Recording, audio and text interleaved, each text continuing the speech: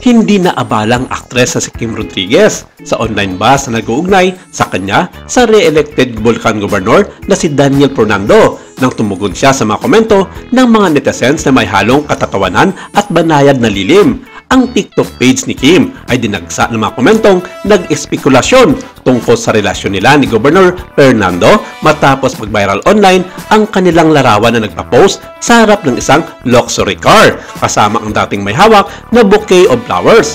Nagsimula ang mga chismis ilang araw bago ang halalan sa ilang grupo, ngunit hindi nagkomento sa kanilang actor-politician at ang aktres ng nag-aapoy na damdamin. Sa isa sa kanyang mga video, kinuna ng pelikula ng 30 anyos na aktres ang kanyang sarili na nag-lip-sync sa Bleeding Love ni Leona Lewis kasama ang lyrics.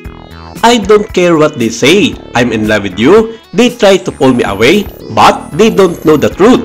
Sa comment section, isang netizen ang sumulat sa nasabing post na iyon ni Kim Rodriguez at ang sabi nito, dead ma sa basher, basta may Daniel Fernando.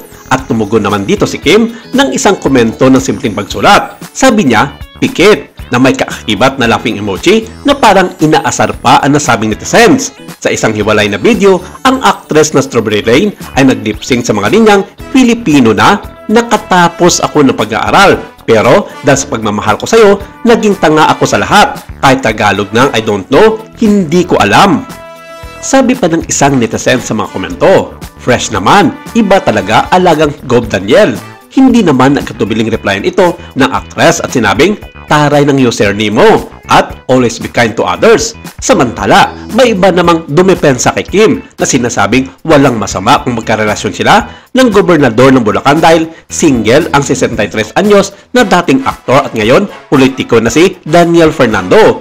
At nang i-check namin ang profile ni Governor Daniel Fernando sa lahat ng kanyang mga social media accounts, ito ay hindi nagpapakita na siya ay may asawa. Siya ay naging gobernador ng lalawigan ng Bulacan mula pa noong 2019.